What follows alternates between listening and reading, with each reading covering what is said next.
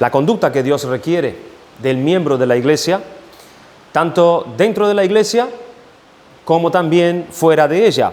Hemos estado mirando en ese párrafo A, la primera parte del párrafo B, la vida cristiana piadosa en la iglesia. Todas esas demandas de Dios que los miembros tienen que tener en cuenta de cómo vivir dentro de la iglesia, para con sus pastores, para con sus hermanos, para con su presencia aquí, etc. Hemos pasado a considerar ahora la vida piadosa del creyente, pero en su vida privada. Ya no en la iglesia, ya no en la conducta dentro de la iglesia, lo que se le requiere a él dentro de la iglesia local, sino fuera de la iglesia, cuando él está fuera de la iglesia en su vida privada, en su vida devocional, en su vida cristiana piadosa. Vamos a leer lo que dice allí, esa introducción que hemos estado considerando el domingo anterior, del párrafo B, acerca de una vida cristiana piadosa, que dice: a todos los que entran como miembros de esta iglesia, se espera que anden como es digno del Señor, para que su nombre y palabra no sean blasfemados, sino que sus virtudes sean desplegadas a través de nosotros, y que el buen nombre de la iglesia no sea dañado, sino más bien realzado. Por lo tanto, se espera que todo miembro practique y cultive la piedad en toda área de la vida, incluyendo, y aquí es donde vamos a adentrarnos ahora en esa vida privada del creyente, incluyendo las siguientes áreas. Quiero decir algo antes de empezar a considerar estos primeros puntos. Yo creo que estos puntos que vamos a estudiar ahora, y esto es muy importante que lo tengamos en cuenta, son características, hermanos, de una verdadera persona piadosa. Son características, deben estar en el creyente de una verdadera persona piadosa. Y ciertamente no solamente servirá para aquel que desea ser miembro de esta congregación, sino que es una manera para que cada uno de nosotros nos examinemos a nosotros mismos para saber cómo estamos viviendo nuestra vida de piedad fuera de la iglesia. Fuera de la iglesia. Así que esta es una buena oportunidad para todos nosotros, a la luz de lo que vamos a estar mirando, que nos examinemos a cada uno a sí mismo. El primer punto nos habla acerca de la devoción personal a Dios. ¿Cómo debe ser nuestra devoción personal a Dios? ¿Qué cosas se tienen que dar en nuestra vida privada para que se manifieste una verdadera devoción privada, personal a Dios? Y el primer punto dice así. ¿Tienen los documentos, hermanos, ustedes en mano o no? ¿O hace falta que lo imprimamos para que lo tengamos cada uno y lo tengamos acá y de acá lo saquemos y lo tengamos? Porque es importante que sigamos la lectura. Porque si nos olvidamos en casa el documento, ya no es lo mismo que tú puedas estar subrayando y señalando, escribiendo y anotando en el documento que corresponde a cada uno de nosotros tener en mano. Así que es importante que este sea un llamado para que cada uno, cuando estemos aquí estudiando estas cosas, tengamos ese documento en la mano, porque para algo se les ha sido dado. Dice el primer punto: se espera de todo miembro que ande personalmente con el Señor, haciendo uso regular de los medios privados de la gracia, como por ejemplo la oración secreta diaria, la lectura diaria de la palabra de Dios y su meditación, el mantenimiento continuo de una buena conciencia con una honradez que toma en cuenta el día del juicio, un autoexamen periódico y santo, conducido con la oración y con la norma de la palabra de Dios, y una observancia cuidadosa espiritual del reposo del día del Señor. Que yo esté diciendo estas cosas, no es lo mismo que ustedes las estén leyendo aquí y la subrayen y la tengan en cuenta de una manera diferente que solamente escucharla. El primer punto dice: se espera de todo miembro que ande personalmente con el Señor. ¿Qué significa esto?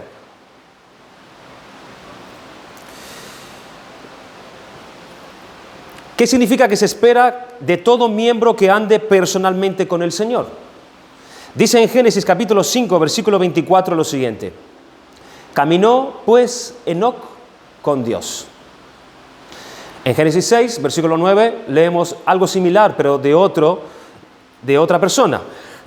Dice que estas son las generaciones de Noé. Noé, varón justo, era perfecto en su generación, con Dios caminó Noé. ¿Qué significa cuando dice que estos hombres caminaron con Dios? Estamos viendo este primer punto, que significa que se espera de todo miembro que ande personalmente con el Señor. ¿Qué significa que estos hombres caminaron con Dios? ¿Qué significa eso? Significa que caminaron con Dios, hermanos. Tan sencillo. Caminaron con Dios, que caminaron al lado de Dios. Que no caminaron delante de Dios, que no caminaron detrás de Dios, caminaron al lado de Dios. Nos dicen este texto que estos hombres caminaron al lado de Dios. ¿Y de qué está hablando esto? ¿Qué significa realmente esto? Significa que ellos caminaron con Dios de una manera personal con Dios. De una comunión diaria con Dios. Eso es el significado más literal. Caminar con Dios es tener una comunión diaria con Él, personal con Él. Como alguien que camina al lado de otra persona. Como alguien que está en comunión con otra persona. Y Dios, cuando nos llamó, hermanos, a salvación, Dios nos llamó precisamente a esto. Precisamente a esto. Nos llamó para que pudiéramos tener una relación personal con Él cuando antes no la teníamos. Ninguno la tenía. Para que podamos conocerlo a Él y para que nosotros podamos relacionarnos de una manera personal e íntimamente con Él. Pero nadie sale a dar un paseo con Dios, ¿verdad?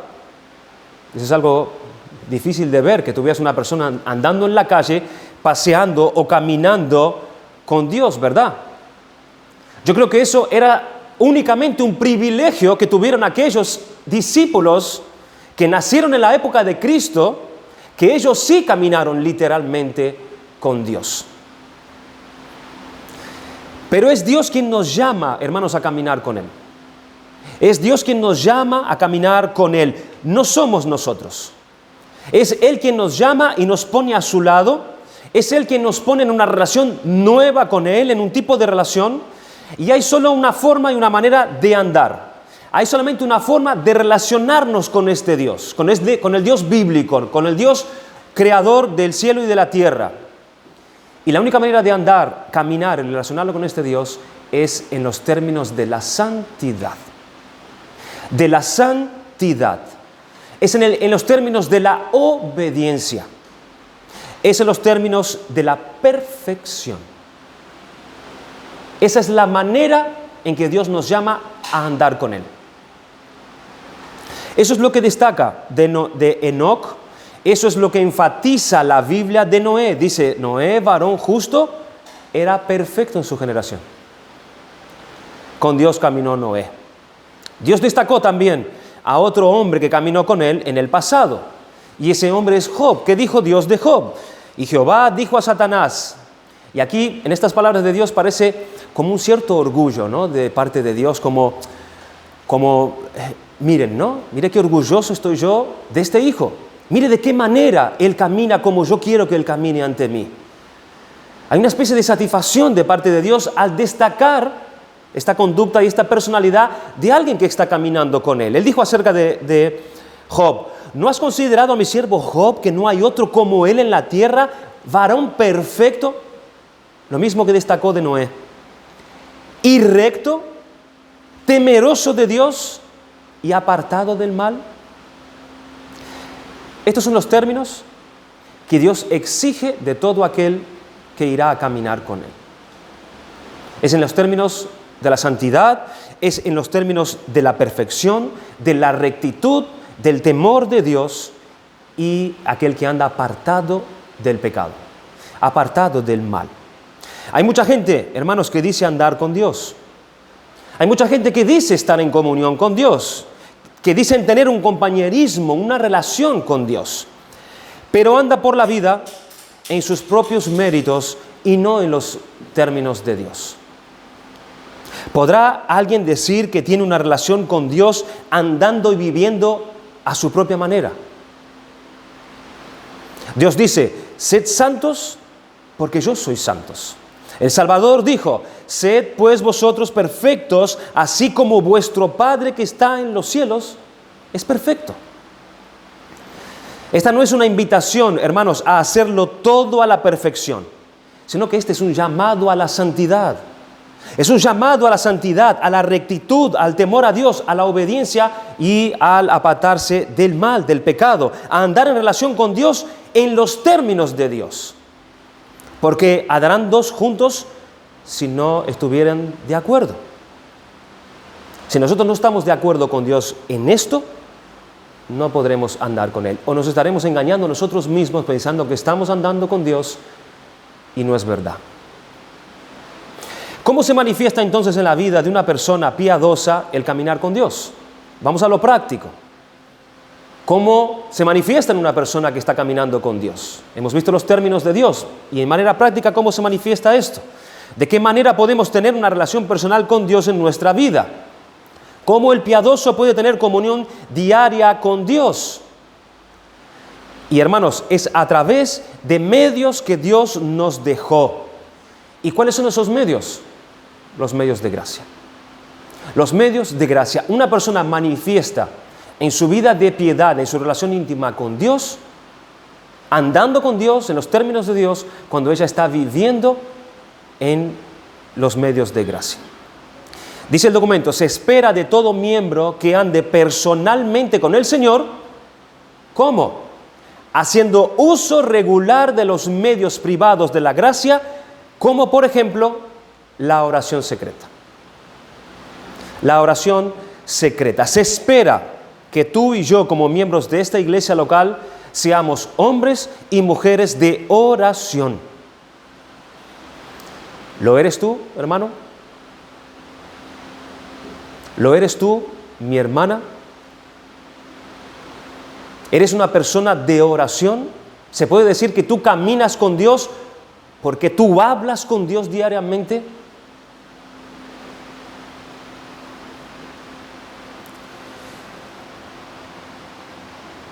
¿Lo eres tú que pretendes ser miembro de esta iglesia?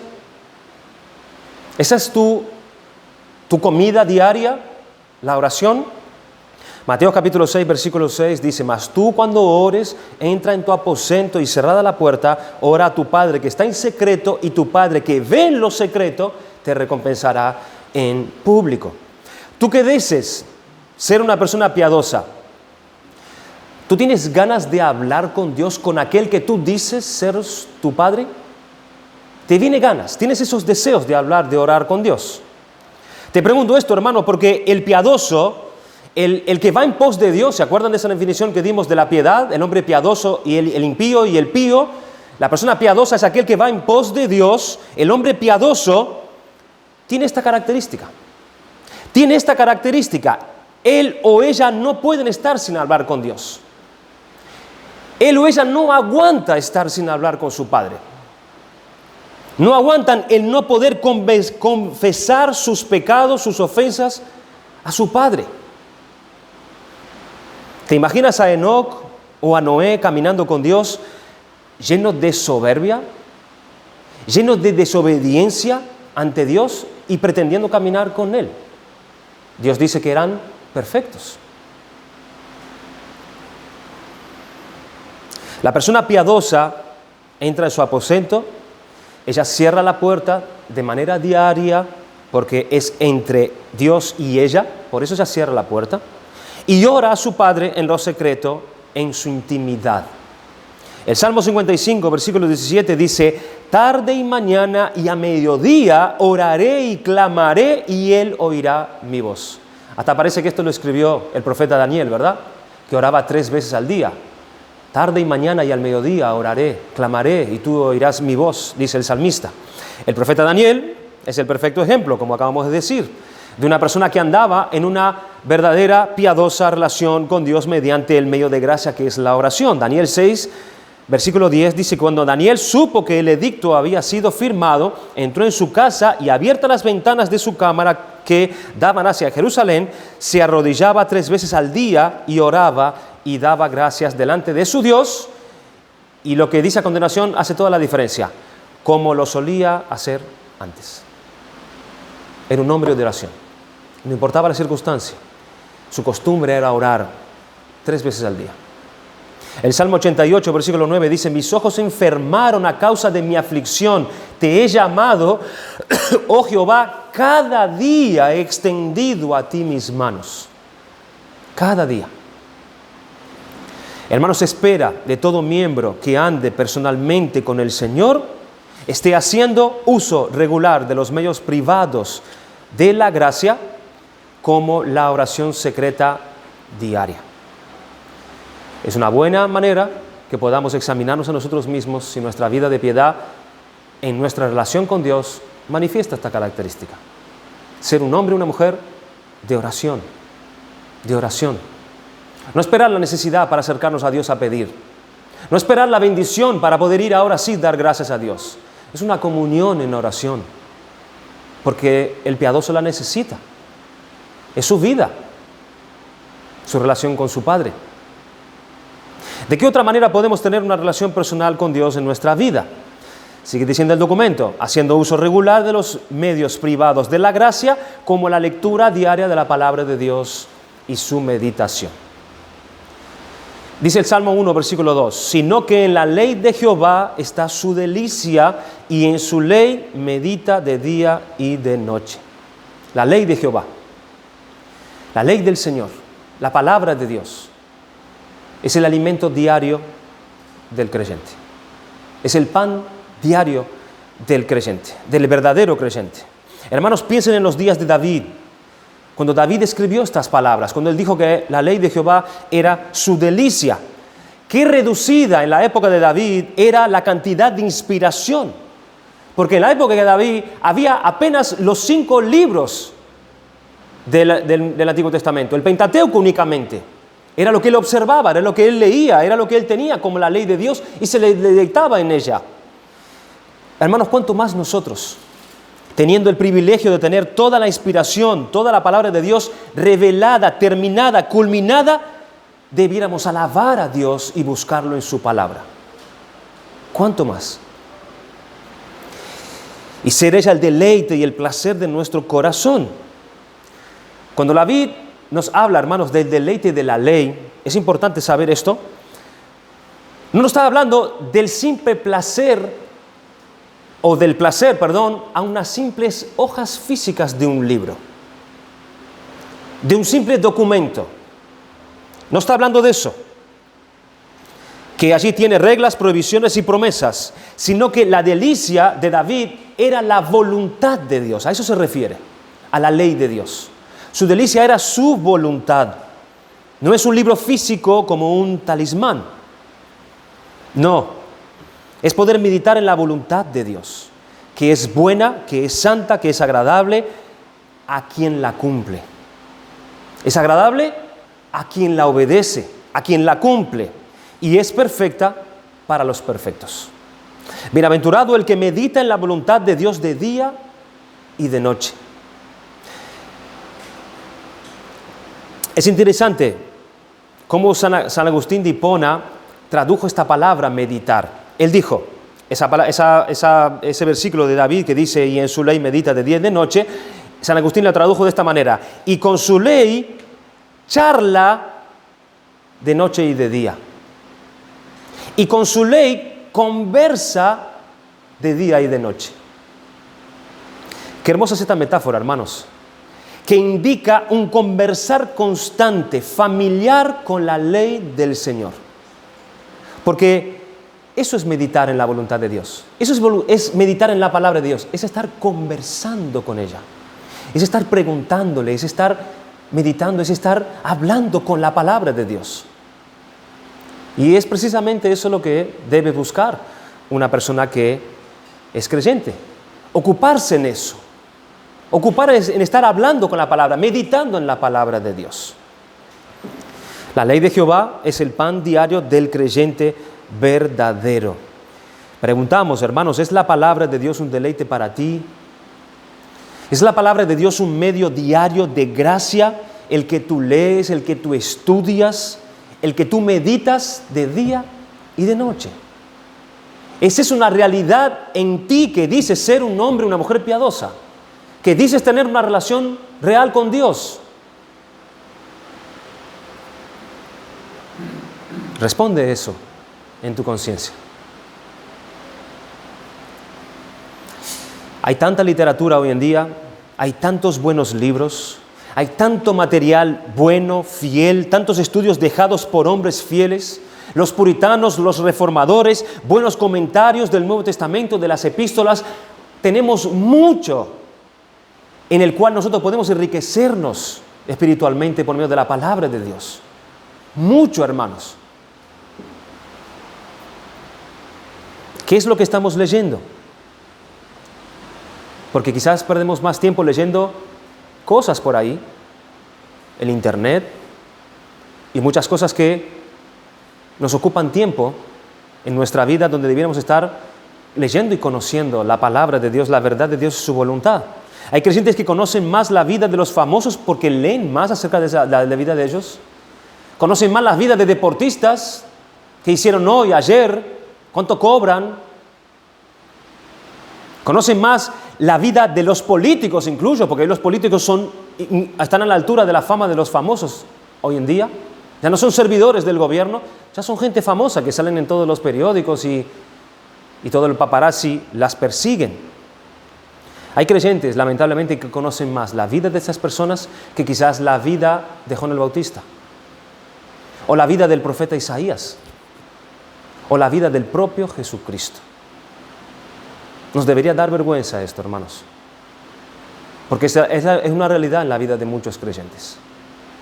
No conocemos la palabra de Dios, porque no es un medio de gracia en el cual practicamos para tener una relación verdadera, real con Dios. ¿Qué es lo que estamos leyendo? Esta práctica piadosa tiene un impacto directo en la iglesia local. Esta práctica piadosa, personalmente tuya como miembro, tiene un impacto directo en la vida de tu iglesia local. ¿Saben por qué? Porque un miembro que está creciendo en el conocimiento y aplicación de la voluntad de Dios es un instrumento poderoso para la edificación del cuerpo de Cristo. Y cuando eso no es así, sucede lo contrario. Son creyentes raquíticos, son creyentes inmaduros, son creyentes que no practican la voluntad de Dios en su vida privada y por ende, como resultado, tenemos una iglesia raquítica, una iglesia inmadura, una iglesia que entonces es fácil de ser llevada como la onda del mar para aquí o para allá. El miembro, el creyente piadoso, hermanos, que anda de esta manera, que practica la lectura, que estudia la palabra de Dios con seriedad, él es un instrumento poderoso para la edificación del cuerpo de Cristo. Esta iglesia local requiere esto de sus miembros. Esta iglesia local requiere esta responsabilidad de los miembros que la componen. Se espera de todo miembro que ande personalmente con el Señor, esté haciendo uso regular de los medios privados de la gracia, como la lectura diaria de la palabra de Dios y su meditación. ¿De qué otra manera podemos tener una relación personal con Dios en nuestra vida? Sigue diciendo el documento, haciendo uso regular de los medios privados de la gracia, como el mantenimiento continuo de una buena conciencia con una honradez que toma en cuenta el día del juicio.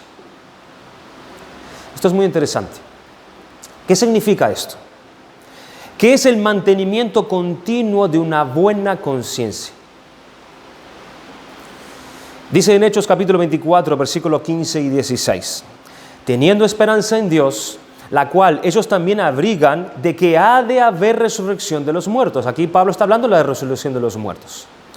Así de justos como de injustos. Y por esto, precisamente porque va a haber resurrección de muertos, y esto significa algo, y por esto, dice Pablo, procuro tener siempre una conciencia sin ofensa ante Dios y ante los hombres. Pablo dice que él pone todo su empeño en tener una conciencia libre de pecado, sin ofensa ni culpa ante Dios y los hombres. Debido a que constantemente él se está esforzando por hacer la voluntad de Dios. Porque precisamente él sabe que un día Dios lo juzgará. La conciencia es la intuición moral del hombre. su ser moral en el acto de juzgar su propio estado. La conciencia juzga personalmente el propio estado presente del hombre. Juzga sus emociones, juzga sus pensamientos y también, por supuesto, juzga sus palabras y sus acciones. ¿Y cuál es la regla de medir de la conciencia para hacer esta labor? Pues la regla es la ley de Dios grabada en los corazones de todos los hombres. En los corazones de todos los hombres creados por Dios. Pero de ahí, hermanos, a que los hombres obedezcan a esa regla grabada en sus corazones, eso ya es otro tema, ya es otra cosa. Pero, ¿cómo y dónde es que alcanza la conciencia su meta más elevada? ¿Cómo y dónde? La conciencia alcanza su meta más elevada en el creyente. En el creyente, en el Hijo de Dios, en el hombre piadoso. Es allí donde alcanza la conciencia su meta más elevada. Para el hombre regenerado, la voluntad de Dios expresada en su palabra se convierte en su Señor. Se convierte en su conductor y se convierte en su director de la conciencia. El hombre cuando es regenerado, la palabra de Dios viene a ocupar este lugar. Es el Señor de su conciencia. Y cuando lo quieren obligar a hacer algo contrario a la palabra de Dios, él siente que la traiciona porque su conciencia pasó a estar ahora amarrada a la voluntad de Dios. Una buena conciencia no solamente aborrece el mal, sino que ella trata y busca adoptar siempre lo correcto. El miembro piadoso, él entonces pone todo su empeño en tener una conciencia libre de pecado. La conciencia ahora está alcanzando en él la meta más alta. Él está buscando ser libre de pecado, sin ofensa ni culpa ante Dios y los hombres. Por eso, él vive fuera de la iglesia una vida piadosa, porque a él no le da lo mismo, hermanos, estar siendo acusado por Dios en su conciencia mientras él vive como si nada. A él no le da lo mismo, porque la palabra de Dios en su conciencia es como un martillo que lo machaca. Y en su vida privada, él ya no puede vivir como antes, como si nada, pecando contra Dios. Él busca tener una conciencia libre, limpia, sin culpa ante Dios. Entonces trata de vivir piadosamente, aunque nadie lo vea. Aquí en la iglesia lo ven, pero en su vida privada nadie lo ve. Pero él sabe que es Dios quien lo ve. Él sabe que es Dios quien lo acusa.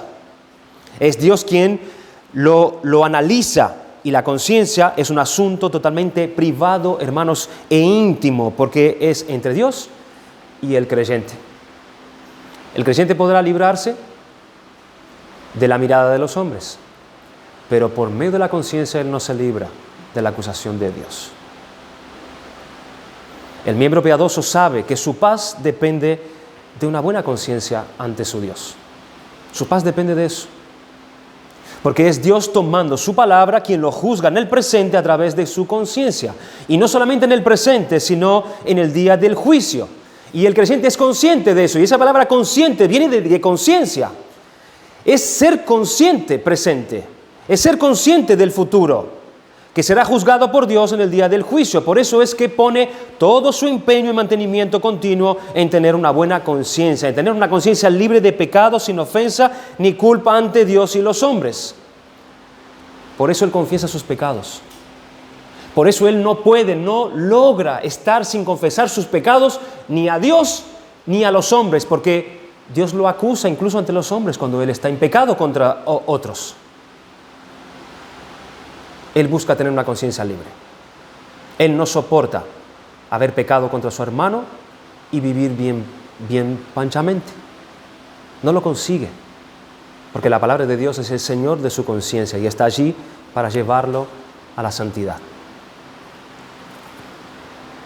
Por eso se conduce honradamente en su vida privada, teniendo en cuenta el juicio de Dios. Porque la persona piadosa sabe que la obra de cada uno se hará evidente, porque el día la dará a conocer, pues con fuego será revelada. El fuego mismo probará la calidad de la obra de cada uno. La persona piadosa sabe que si permanece la obra de alguno que ha edificado sobre el fundamento, recibirá recompensa. Pero si la obra de alguno es consumida por el fuego, sufrirá pérdida.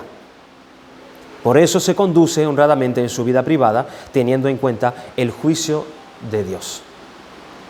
Y como esta persona quiere tener una buena conciencia ante Dios, hace lo que viene a continuación, lo que dice el documento: un autoexamen periódico y santo conducido con oración por la norma de la palabra de Dios. Es decir, se espera de todo miembro que ande personalmente con el Señor, sus deseos sean como el del salmista, en el Salmo 139, versículo 23 y 24. Examíname, oh Dios, y conoce mi corazón, pruébame y conoce mis pensamientos, y ve si hay en mí camino de perversidad, y guíame en el camino eterno. El apóstol Pablo retó a los de Corinto precisamente a que ellos practicaran esto mismo. En 2 Corintios 13:5, él les dijo: examinaos a vosotros mismos si estás en la fe. Vosotros mismos, hacer esto, examinaos, probaos a vosotros mismos. ¿O no os conocéis a vosotros mismos, que Jesucristo está en vosotros, a menos que estéis reprobados? Otra traducción dice: examinaos vosotros mismos para ver si estáis viviendo la fe. Para ver si tu vida personal, piadosa, coincide con tu declaración de fe. Examinaos. Probaos a vosotros mismos. Es un llamado al autoexamen de la vida espiritual y la conducta diaria. Hermanos, se espera, esta iglesia espera que los miembros asuman la importancia de la tarea de la introspección. ¿Para qué? Para ver si hay en mí camino de perversidad. Examinaos cada uno a sí mismo para ver cómo estáis andando. Para ver cómo estáis andando. Segunda de Pedro, capítulo 1, versículo 10, dice: por lo cual, hermanos, tanto más procurad, haced firmes vuestra vocación y elección, porque haciendo estas cosas no caeréis jamás. Otra traducción dice: así que, hermanos, sed tanto más diligentes para hacer firme vuestro llamado y elección de parte de Dios, porque mientras hagáis estas cosas, nunca tropezaréis. Mientras hagáis, ¿qué cosas? Nunca tropezaréis. Mientras diligentemente nos estemos examinándonos a nosotros mismos como suma importancia de nuestro bienestar espiritual. No caeréis, dice Pablo, mientras os estéis examinando para vivir bien delante de Dios. Esfuércense todavía más, dice Pablo, como si estuviese diciendo Pedro, perdón. Hagan todo el esfuerzo posible con urgencia. Actúen inmediatamente sin demora. Deben hacerlo incorporando dicho esfuerzo a su rutina diaria, demostrando así su diligencia en esto. El propósito del esfuerzo del creyente apunta entonces a poder permanecer firme, porque ese es el propósito. Es permanecer firme.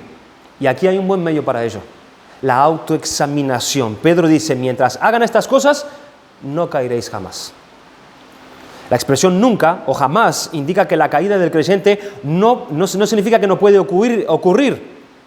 Sí puede ocurrir, pero mientras él se esfuerza cada vez más en su autoexamen, escogiendo siempre lo bueno y desechando lo malo cuando él hace ese autoexamen, él permanecerá en pie. Él permanecerá firme, y mientras hace eso, él está asegurando al mismo momento ese llamado, ese escogimiento de Dios, esa elección de parte de Dios. ¿Y cuáles medios usa para su autoexamen personal? Lo dice el documento: la oración y la palabra de Dios. Él se examina por medio de la palabra y orando con Dios. ¿Ustedes conocen algún otro medio de autoexaminación que podemos usar nosotros que pueda valer para esto? ¿Se les ocurre algún otro? Otro medio que nosotros podamos hacer este ejercicio de autoexaminarnos a nosotros mismos. Por la palabra, por la oración. ¿Por qué otro medio puede ser? Por ejemplo, a los hermanos en humildad y preguntándoles qué ven en nosotros. Exactamente. O a nuestros pastores. Pero miren qué buena forma de autoexaminarnos. Hablar con los hermanos y que los hermanos nos digan qué ven. ¿Qué ven, hermanos? ¿Usted qué ven en mí? ¿Cómo crees tú que estoy andando? Es una buena manera de autoexaminarse. Porque se supone que nosotros estamos cuidando unos de otros. Y estamos al mismo tiempo siendo guarda de nuestros hermanos, como Caín le preguntó de manera sarcástica a Dios. Nosotros somos guarda de nuestros hermanos, tenemos que estar vigilando a nuestros hermanos, precisamente para eso, para que podamos exhortarnos, animarnos y conducirnos a la santidad. Así que una buena manera de autoexaminarnos también es por medio de nuestros hermanos, hablando con nuestros hermanos. Esto es muy saludable, hermanos. Pero como decía el hermano, para esto hay que tener un corazón humilde. Un corazón que incluso está dispuesto a escuchar cosas que no te va a gustar. Porque si no, ni vayas. Porque puedes crear un conflicto con tu hermano quizás. Pero el hombre, la mujer piadosa, él hace eso porque humildemente él quiere examinarse y él quiere perfeccionarse delante de Dios. Él quiere estar firme y entonces él quiere andar perfectamente delante de Dios. Se espera de todo miembro que ande personalmente con el Señor, esté haciendo uso regular de los medios privados de la gracia, como un autoexamen periódico y santo conducido con oración por la norma de la palabra de Dios, o como bien hemos dicho, también por medio de nuestros hermanos y nuestros pastores. ¿De qué otra manera podemos tener una relación personal con Dios en nuestra vida? Dice el último punto, haciendo uso regular de los medios privados de la gracia, como una observancia cuidadosa y espiritual del reposo del día del Señor. Aquí estamos nosotros, en la iglesia. Sabemos que es el día del Señor. Sabemos que de manera pública Dios nos ha dado unos deberes, unas maneras en las cuales nosotros tenemos a adorarlo a Él. ¿Qué sacrificio tenemos que traerle a Él cuando la iglesia se reúne? Lo sabemos. Y entonces la pregunta es, pero luego cuando nos dispersamos, ¿cómo estamos santificando el día? ¿Cómo estamos guardando ese día también? ¿Cómo estamos relacionándonos piadosamente con Dios, andando con Dios en la obediencia a este mandamiento? En el cual esta iglesia tiene la postura de que el día del Señor es un día reservado, preparado, santificado por Dios para que la iglesia sea santificada y Dios reciba su adoración. Desde que sale el sol hasta que se pone el sol. Esta iglesia tiene esta postura y entendemos que la Biblia enseña esto. Los deberes públicos. ¿Cuáles son los deberes públicos? Orar afectuosamente. Sabemos que tenemos que venir aquí y traer al Señor la confesión de nuestros pecados, nuestra adoración mediante nuestra oración, haciendo nuestra oración por medio del pastor o por medio del hermano que dirige a la congregación a la oración ante Dios. Él es nuestro vocero ante Dios, al igual que Él es el vocero de Dios hacia nosotros, así como el que predica es el vocero de Dios. Al mismo momento el pastor o el que está aquí orando es el vocero de la iglesia ante Dios, ¿verdad? Y aunque es solo el pastor el que las eleva en voz alta, no es solo él quien ora, sino toda la congregación con él. O sea que la oración es algo que Dios pide en el tiempo de adoración a Él en el día santo, en el día del Señor. En segundo lugar, nuestra atención reverente a la palabra de Dios, ya sea leída o predicada, es otro deber público necesario para la santificación del día del Señor. Públicamente le debemos al Señor en el día de la adoración, en el día del Señor, la oración y la atención reverente a su palabra. En tercer lugar, el canto de salmos, nuestra alabanza al Señor. Otro deber público relacionado con la santificación del día del Señor es el canto de los salmos, porque siendo este día un día de fiesta para Dios, un día de gozo y alegría espiritual, de qué mejor manera podemos testificar de nuestro gozo que con nuestras alabanzas a Dios, cantando acerca de sus obras, de sus maravillas, de su poder, de su bondad, de su misericordia, de su salvación. ¿Está alguno alegre?, pregunta Santiago, cante alabanzas. En cuarto lugar, la administración de las ordenanzas, es decir, el bautismo y la cena del Señor.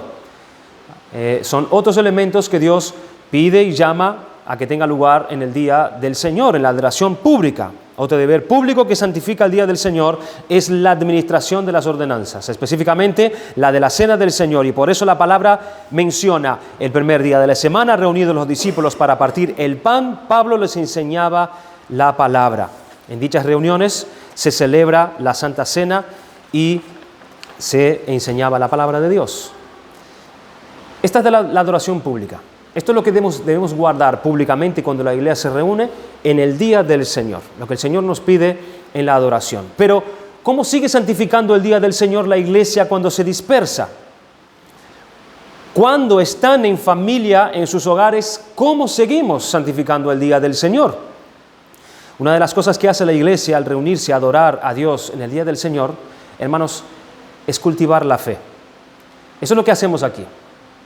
Venimos y damos la adoración que Dios se merece porque Él es digno, pero cuando Dios es adorado de la manera que Él nos pide, Dios nos da de su bendición y nos fortalece mediante la fe. Esa es la operación. Venimos aquí, traemos nuestras ofrendas, lo que el Señor pide, y el Señor nos devuelve, nos recompensa con la bendición de la fortaleza en nuestra fe. Así que venimos aquí a cultivar nuestra fe también. Entonces, hermanos, la iglesia cuando se dispersa, cuando están en familia, en sus hogares, su manera de santificar el día de reposo, ¿cómo es? Es seguir cultivando esa fe. Es seguir cultivando esa fe. ¿Pero qué es cultivar la fe cristiana en la familia?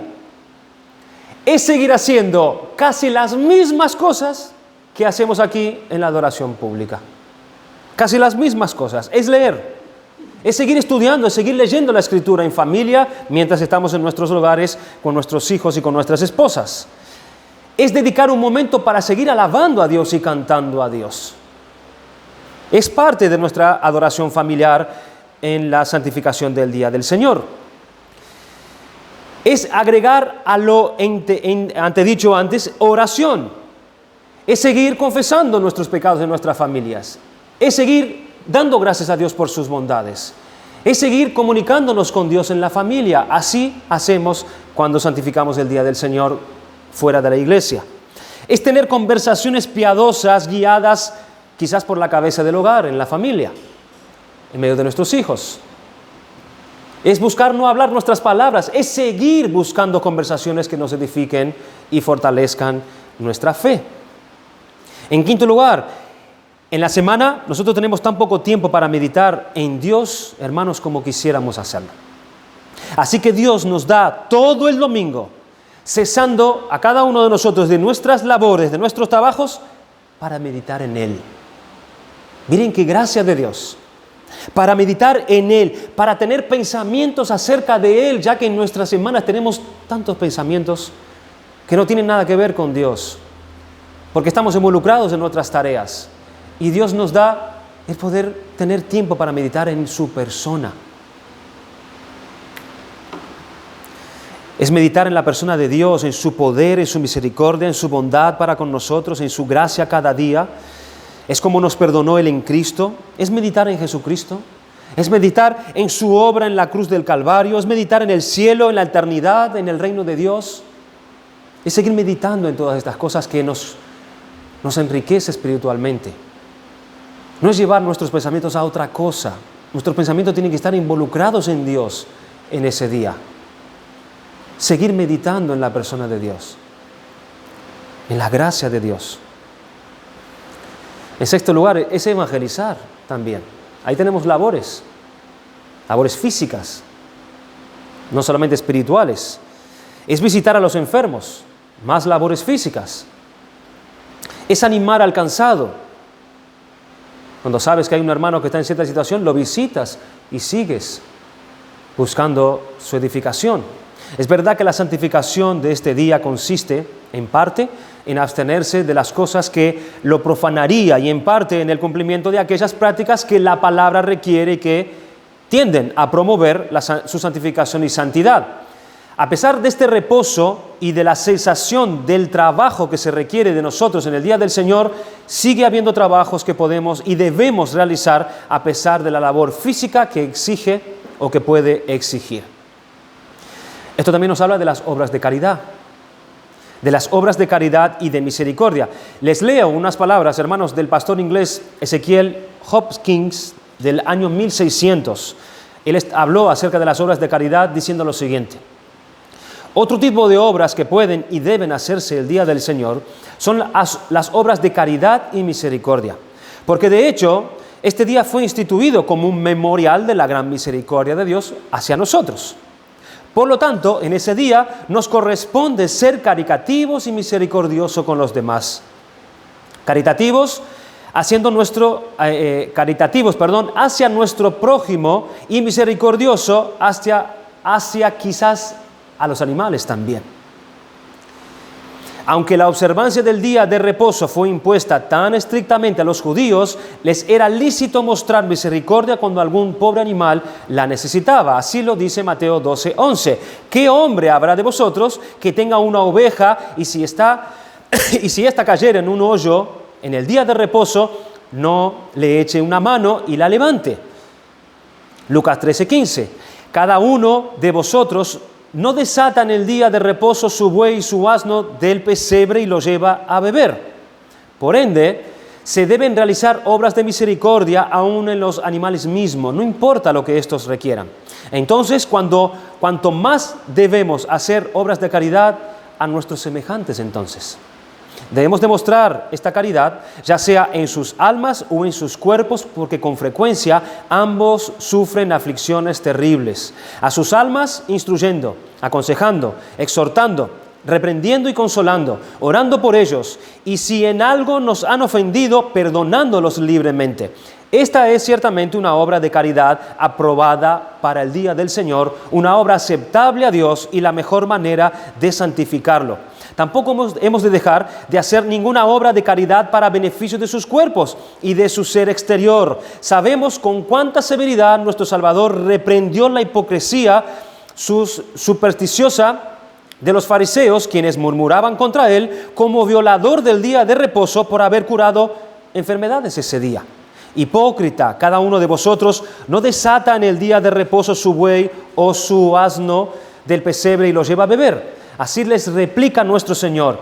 Y a esta hija de Abraham, que Satanás había atado 18 años, ¿no se le debía desatar de esta ligadura en el día de reposo?